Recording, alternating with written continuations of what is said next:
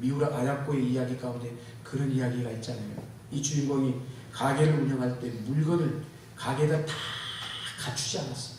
구색을 다 갖추지 않았다는 것이죠. 이유인즉 뭘까요? 자신의 가게에 없는 물건은 저 자기 가게 건너편에 있는 가게에 가서 사라는 것이죠. 그런 의미로 그런 것이죠. 무슨 얘기일까요? 자기만 잘 되려고 하지 않고 자기만 독점하려고 하지 않고 나도 살고 저 사람도 살려고 하는 그런 정신이었다는 것이죠. 나만 살고 저 사람만 죽는다면 어떻게 될까요? 나만 잘 살 것 같아요? 상대방이 죽는 것이 아니라 오히려 그것이 날카로워져서 부메랑이 돼가지고 나도 피해를 입게 된다는 것을 여러분 아셔야 합니다. 은혜를 받은 사람에게는 넉넉함이 있어야 되는 것이죠. 은혜를 받았을 때 마음에 여유로움이 생기고 우리의 마음이 부드러워지고 관대해지고 부요해진다는 것이죠. 여러분, 예수 믿고 난 이전과 이후의 삶이 어떻습니까? 여러분의 마음의 상태가 어떻습니까? 아직도 예수 믿고 난 이후에 여러분의 마음이 아직도 쪼그라들었다라면 하나님의 은혜가 바싹 말라있는 거예요. 정말 여러분에게 예수가 있다면, 하나님의 은혜가 여러분 가운데 있다면 여러분이 풍성한 마음을 가지시기 바랍니다. 누가 부자일까요? 많이 가진 자가 부자가 아니에요. 마음이 넓은 사람이 부자인 줄로 믿습니다. 하나님은 그렇게 마음이 넓은 사람을 사용하신다는 것입니다. 우리의 환경과 상관없이 환경에 의해서 주눅들지 않고 뿐만 아니라 상황에 끌려다니지 않고 늘 마음이 부유한 자가 되었어. 하나님의 은혜의 풍성함을 누리는 은혜가 있기를 주의 이름으로 축복합니다. 두 번째로 오늘 본문 8장 3절에 보면 이렇게 얘기합니다. 내가 증언하노니 그들이 힘대로 할 뿐 아니라 힘에 지나도록 뭐 했다라고 했어요? 자원하여라고 기록되어 있어요. 마게도냐 교회는 어떤 교회였어요? 가난한 교회였어요. 근데 사도 바울이 오늘 표현하기를 그럼에도 불구하고 그들이 힘에 지나도록 자원하여 풍성한 연보를 드렸다라고 했습니다. 이게 바로 은혜의 힘인 것이에요. 그들이 매우 힘들고 어려웠지만 마게도냐 교회에 임한 하나님의 은혜로 인하여서 풍성한 연보를 드릴 수가 있었던 거예요. 여러분, 자원하는 마음이 중요합니다. 여러분, 이것이 인생을 결정하는 중요한 원리라는 것이에요.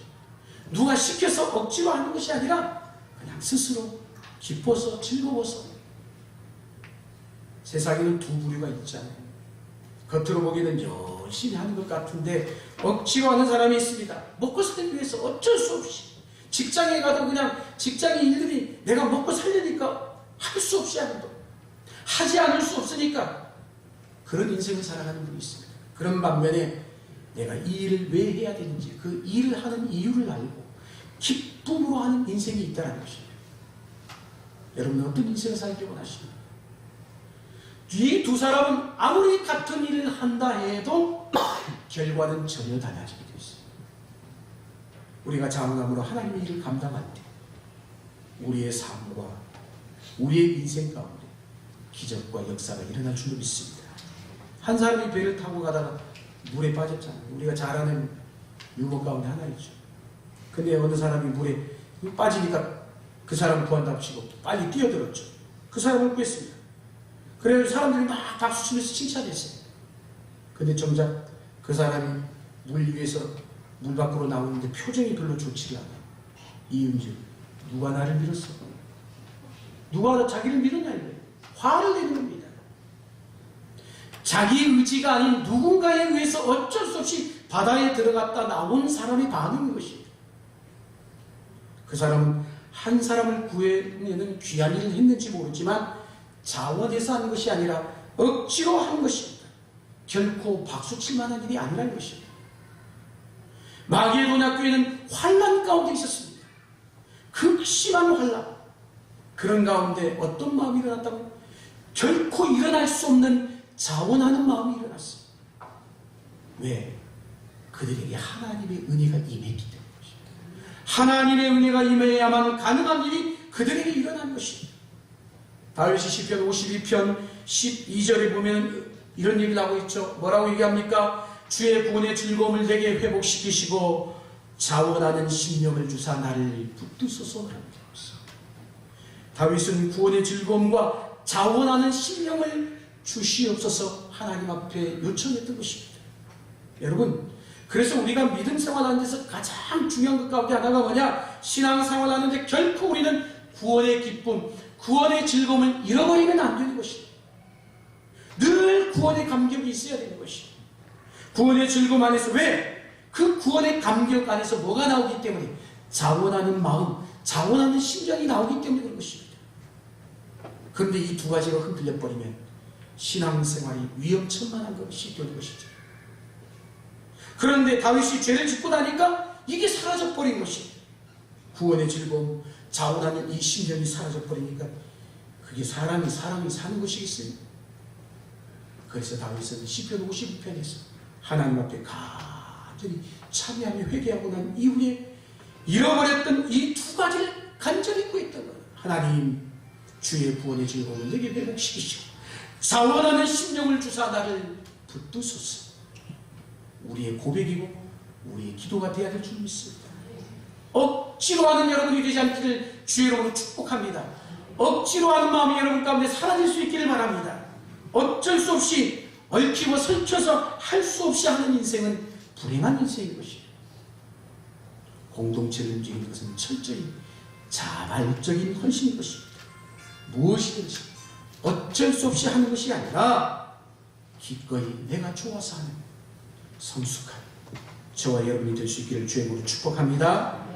마지막으로 세 번째, 은혜가 임하면 나보다 다른 사람에게 더 많은 관심을 갖게 돼 있어요. 사랑하는 여러분, 사람들은요 일평생 어때요? 자기 자신에게 갇혀 살다가 삶이 끝나는 경우들이 허다해요. 은혜가 주어지지 않으면 무슨 얘기냐? 우리 가운데 하나님의 은혜가 주어지지 않으면 자신의 한계와 자기 울타리에서 벗어나지 못합니다. 항상 그래요. 신앙생활 하는데도, 교회 와서 예배를 드린데도, 봉사하는데도 여전히 자기중심적이에요. 오늘 마게도냐교회는 환난 많은 시련 가운데 있었습니다. 보통 환난이 아니에요. 일반적 평범한 삶이 아니었습니다. 극도의 어려운 환경이었어요. 환난과 시련의 극심한 가난까지 겹쳐 있었습니다. 이 정도의 환난이라면 당연히 남의 도움을 받아야 되는 것입니다. 사람을 의지하고 그런 상황이 되면 주변을 의지하게 될 가능성이 훨씬 높죠. 그런데 마게도냐 교회는 그렇지 않았습니다. 오히려 그런 가운데서 기쁨으로 풍성한 연보를 했다는 걸 알고 있습니다. 오히려 더 어려운 가운데 있는 자기들보다 형편이 안 좋은 예루살렘 교회를 생각했던 것입니다. 그리고 힘대로 할 뿐만 아니라 힘에 지나도록 자원해서 했다는 얘기를 하고 있습니다. 여러분, 어려움을 겪다 보면 사람이 상처가 생기죠. 어려움을 많이 겪으면 내면의 상처가 생기고 마음의 병까지 들게 되어 있습니다. 그러게 되면 어때요? 사람이 자연스럽게 여유로움도 사라지고 왜곡된 성품마저도 성격마저도 삐딱하게 되고요. 자꾸 소극적이게 됩니다. 숨고 싶어집니다. 그런데 마게도냐 사람들은 그런 정편, 그런 처지와 상황 속에서 그 환경과 그 형편이 그들의 삶을 결코 묶지 못했다는 거예요. 그건 뭘 얘기하는 거예요? 하나님의 은혜가 그들에게 얼마나 크게 임했는지를 입증해 주는 말씀인 것입니다. 은혜의 힘이 자신들의 문제에 붙들려 있지 않게 했다는 거예요. 이것이 우리가 눈여겨보아야 될 대목인 것입니다. 여러분, 우리의 삶을 자세히 들여다보면 어때요? 일평생 자신의 문제만 풀면서 살기도 벅찬 게 우리의 인생이에요. 문제가 어때요? 문제가 꼬리에 꼬리를 물고 또 다른 문제가 일어납니다. 그런데 또 하나의 문제가 해결되면 그게 끝났다 싶었는데 그러지 않고 또 다른 문제가 발생합니다. 이게 인생인 것이에요. 아이의 문제가 해결되고 나면요, 또 남편의 문제가 일어납니다. 이기적이고 싶어서 이기적인 게 아니에요. 상황에 부딪히다 보면 어쩔 수 없이 자신의 문제 풀기에도 쉽지 않은 게 우리 인생인 것입니다. 사랑하는 여러분, 그러나 오늘 본문에 나오는 마게도냐 교회 성도들은 그런 문제에 매여 있지 않았다는 것입니다. 오늘 문제가 있지만 문제에 매여 있지 않고 더 어려운, 자기보다 형편의 어려운 예루살렘 교회를 돕기 위해서 그들의 마음이 열렸던 것입니다. 이것이 사랑하는 여러분, 은혜인 줄 믿습니다. 여러분, 가난하냐 부유하냐는 별로 중요하지 않습니다. 하나님의 은혜가 우리에게 임할 때 물질적으로는 비록 가난하지만 가난하면 결코 주눅들지 않고 오히려 다른 사람을 부욕케 하는 자로 살게 하시는 하나님의 은혜가 우리에게 주신 은혜인 줄 믿습니다. 하나님의 은혜를 간절히 사모하실 수 있기를 축복합니다. 우리가 간절히 구할 것은 물질이 아니라, 우리가 간절히 원하게 되는 것은 건강이 아니라 은혜라는 것입니다. 육체적으로 힘들어도 은혜가 넘치는, 육체적으로 연약함으로 인하여 더 큰 은혜를 주신 줄로 믿습니다. 이것이 성경이 약속하고 있는 말씀이죠. 여러분, 하나님의 은혜를 주시면 하나님께서 우리 마음의 지경을 넓혀주셔서 이 세상을 섬기는 영향력 있는 자로 세워가실 줄로 믿습니다. 그러므로 우리가 구할 것은 은혜입니다. 하나님의 은혜입니다. 그 은혜가 이 세상 살아가는 동안 그 어떤 것도 넉넉히 이기게 하는 힘이 된 줄 믿습니다. 이런 우리 모두가 될 수 있기를 주의 이름으로 간절히 축원합니다. 기도하시겠습니다. 내가 연습하는 것을 봤거든요. 얼마나 열심히 연습하셨어요. 감사합니다. 저희 집에 큰아이가 있는데 그분이 이렇게 한 해를 휴학하면서 방학이 내려와가지고 아들이 이제 월급이 들어오니까 아빠 전화로 대뜸왔습니다. 자기 월급 들어왔다는 거예요. 근데 얼마 없더니 들어오는데 신나게 들어와요. 아빠 하면서. 왜 그러냐 했더니 오면서 미리 은행을 들려가지고 CD기에서 돈을 찾아왔다는 거예요. 그게 무슨 돈인가 했더니 11조를 낼 거라는 거예요. 그냥 돈을 몽땅 찾아온 줄 알았어요. 그런데 11조만 찾아갖고 왔는데 11조 봉투를 달라고 하는데 11조를 내는 것 보니까 월급보다 더 많이 넣은 거예요. 자기가 일하면서 나름대로 은혜가 됐던 모양이죠. 생각이 있어서 하나님 앞에 더 많이 드려야지. 그런 마음으로 11조보다 더 많이 해서 봉투를 적는데 그렇게 신나게 제가 아들이 들어오면서 봉투를 달라고 저는 정말 아들이 뭔가 제 아들이 아닌 것 같았어요. 처음에. 느낌이 그랬어요. 느낌이. 그런데 이제 믿음이 이렇게 자라가는구나 라는 생각이 들었어요. 무슨 생각이냐. 아들이 들어왔는데 그렇게 11조 봉투를 달라고 하고 자기가 직접 이름을 적고 하는데 봉투에다 뭐라고 적은 거냐. 딱 복에 복을 주옵소서. 11조 봉투에 이렇게 딱 적은 거예요.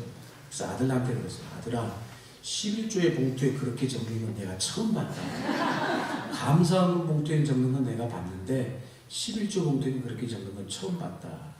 그러면서 그 아들 녀석이 적는 걸 보니까 그렇게 대견스러울 수가 없어요.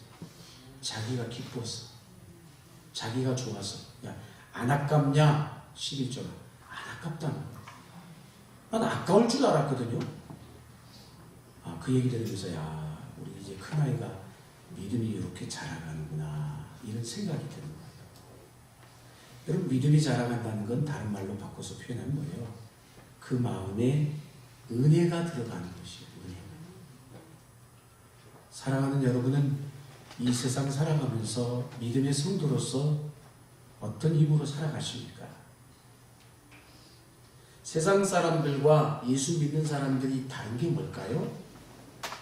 의지하는 게 다른 거예요. 믿는 구석이 다르다는 것이죠. 그래서 우리는 기도하잖아요, 우리 성도들은. 그런데 여러분이 다시 한번 물어봅니다. 여러분은 이 세상 무슨 힘으로 살아가십니까? 사랑하는 성도분, 믿음의 성도는 은혜의 힘으로 사는 줄 믿습니다. 은혜의 힘으로 사는 것입니다. 철저하게. 어떻게 생각하면 오늘 이 자리에까지 온 것도 그렇고 살아가는 그 자체도 철저히 하나님의 은혜라는 것입니다. 그래서 성도는 밥을 먹지 않아도 은혜가 있어도 살게 되어 있습니다. 보통 밥심으로 산다라고 얘기하지만 우리 믿음의 성도들은 밥심이 아니라 은혜의 힘으로 산다는 것입니다. 오늘 본문의 성경에 보면은 사도 바울이 마게도냐 교회를 고린도 교회에게 얘기를 하고 있습니다. 소개하고 있습니다. 마게도냐 교회가 어떤 교회인지, 그 마게도냐 교회의 스토리를 고린도 교회 성도들에게 알려주고 있는 것입니다. 그래서 고린도 교회는 가만히 보니까 예루살렘 교회에 어려움에 처했다는 소식을 들었습니다. 그래서 예루살렘 교회에 보내기 위한 연보를 해야 하는 그 상황에, 그 시점에서 오늘 사도 바울은 고린도 교회 성도를 향해서 마게도냐 교회에 어떤 일이 있었는지 은혜의 이야기를 들려주고 있는 거예요. 오늘 본문에 보면은 1절부터 우리가 9절 말씀을 읽었습니다만 이 짧은 절 가운데 무려 은혜라는 단어가 무려 5번 등장하고 있어요. 은혜라고 계속 나오고 있죠. 예를 들면 오늘 1절에 뭐라고 얘기합니까? 형제들아, 하나님께서 마게도냐 교회들에게 주신 은혜를 우리가 너희에게 알리노니. 하나님께서 마게도냐 성도들에게 주신 은혜가 어떤 것이었는지 오늘 바울은 고린도 교회, 너희도 동일하게 마게도냐 교회 성도들이 받았던 은혜를 함께 누렸으면 좋겠다, 이 얘기를 하고 있는 거예요. 바울이 그래서 이 마게도냐 교회의 이야기를 통해서 고린도 교회 성도들에게도 하나님의 은혜가 무엇인지를 알려주고 싶은 거예요. 여러분, 고린도 교회가 어떤 교회입니까? 문제가 많았던 교회예요. 고린도 교회가 어떻게 회복되어야 될 것인가 하는 그 회복의 모델 케이스로 이 마게도냐 교회를 소개하고 있는 것이죠. 마게도냐 교회가 회복할 수 있었던 그 원동력, 그 이유는 한마디로 뭐라는 거예요? 하나님의 은혜였다는 것이죠. 할렐루야. 그래서 오늘 본문을 가만히 있다 보면 연보 얘기가 계속 나오는데 헌금에 대한 이야기인 것 같지만 그렇지가 않아요. 헌금에 대해서 사도 바울이 말하려는 게 아니에요. 본문은 철저히 하나님이 주신 은혜가 얼마나 놀라운 것이고 그 은혜의 역사가 얼마나 큰 것인지를 설명하고자 하는 것입니다. 그래서 마게도냐 교회에 일어났던 그 역사가 오늘 저와 여러분에게도 일어난다면, 특별히 우리가 섬기는 이 반석교회도 이런 역사가 일어난다면 이게 놀라운 인생의 변화뿐만 아니라 우리 교회에 엄청난 변화가 있을 줄 믿습니다. 그러면 마게도냐 교회에 주어진 은혜를 위하여 이날에 어떤 일이 도대체 일어났을까요? 첫 번째로 오늘 본문 2절에 이렇게 얘기를 합니다. 환난의 많은 시련 가운데서 그들의 넘치는 기쁨과 극심한 가난이 그들의 풍성한 연보를 넘치도록 하게 하였다라고 했습니다. 여러분, 마게도냐 교회가 지금 부자 교회가 아니에요. 많은 걸 가지고 있는 그런 교회가 아니에요. 그래서 연보가 풍성했다, 이 표현이 아닌 것입니다. 그들은 지금 환난을 겪고 있습니다. 핍박 가운데 있습니다. 극심한 시련 가운데 있습니다. 삶의 시련이 얼마나 큰지 그것만이 아니라 엎친 데 덮친 설상가상으로 그들의 환경마저도 가난한 상황이 있었다라고 오늘 성경 우리에게 말씀을 하고 있습니다. 예수님을 믿는 것 때문에 핍박받고 시련받고 환경마저도 가난에 처해 있었다는 것입니다. 여러분, 이런 상황이 있으면 어때요? 문제가 하나 두 개가 아니고 모든 것이 꽁꽁 막혀버리고 사방팔방에 어디 하나 희망이라고는 없으면 사람은 어떻습니까? 이런 상황이 되면 일반적으로 죽고 싶어요. 자기 형편도 지금 추스르기 힘든 상황인데, 그런데 마게도냐 교회 성도들은 그런 시련과 그런 환경 가운데서도 오늘 성경은 어떠했다고 했어요? 그들의 반응은 기뻐했다라고 하고 있습니다. 극심한 가난 가운데서도 풍성한 연보를 한 것입니다. 여러분, 이것을 설명할 수 있을까요? 하나님이 마게도냐 교회에게 주신 은혜가 아니고서는 결코 설명되질 얘기가 아닌 것이에요. 그래서 바울이 마게도냐 교회의 사람들이 어려운 가운데서도 이처럼 풍성한 연보를 한 것을 칭찬하고 싶어서 이야기를 하고 있는 게 아니에요. 그것을 가능케 하신 하나님의 은혜의 스토리를 그들에게 들려주고 싶은 것입니다. 여러분, 하나님의 은혜가 임할 때 우리 형편이 나아지거나 시련이 끝나는 것은 그렇게 중요하지 않습니다. 끝나기를 원하죠. 그러나 그것보다 훨씬 더 중요한 것이 있어요. 물론 예수님을 믿고 우리가 하나님의 은혜가 임하죠. 은혜를 받죠.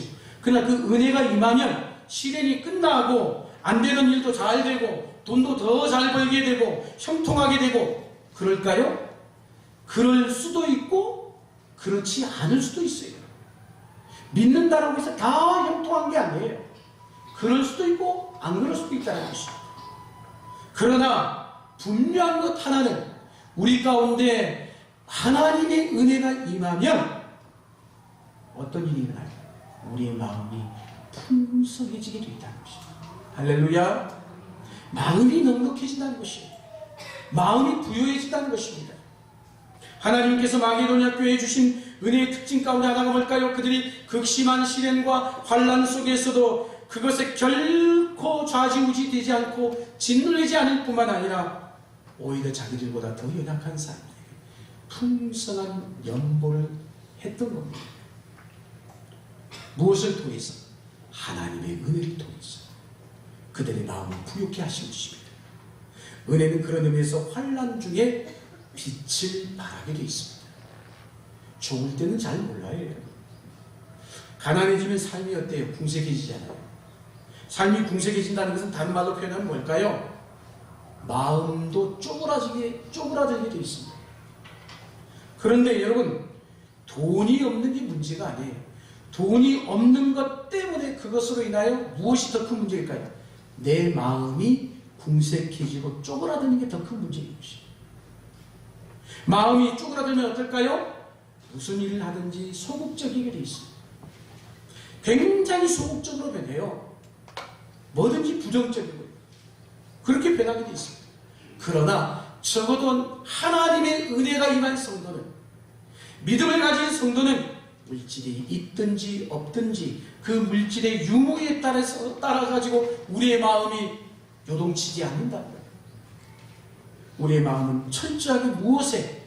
하나님의 은혜의 원리에 따라 움직이는 줄로 믿습니다. 은혜가 넘치면 당연히 우리의 마음이 풍성해지고, 은혜가 떨어지면 반대로 우리의 마음은 좁쌀만하게 좁아질 수밖에 없는 거예요. 여러분 그렇잖아요. 돈이 없으면 베풀기보다 어때요? 베품을 받고 싶어 하죠. 도움을 받으려고 합니다. 그래서 흔히 왜 나를 안 도와줄까? 사람들은 왜 나를 아늑해하지 않을까? 그런 마음이 드는 것입니다. 그러나 반대로 하나님의 은혜가 우리 가운데 임하면 우리의 마음이 결코 그렇지가 않습니다. 자신의 형편과 처지가 아무리 어렵고 힘들다 할지라도 그것에 짓눌리지 않고 오히려 자신보다 더 어렵고 더 연약한 그런 사람들을 도우려고 하는, 한마디로 마음의 부유함이 생기는 것입니다. 이런 은혜가 여러분 가운데 있기를 축복합니다. 하나님이 은혜를 주셨기 때문에 모든 것이 뭐라는 거예요? 하나님으로부터 왔다라고 그렇게 여겨지는 거예요. 그래서 옛날 구약 성도들은, 그런 하나님의 은혜가 임한 사람들은 추수 때도 다 걷어들이지 않아. 남겨두지.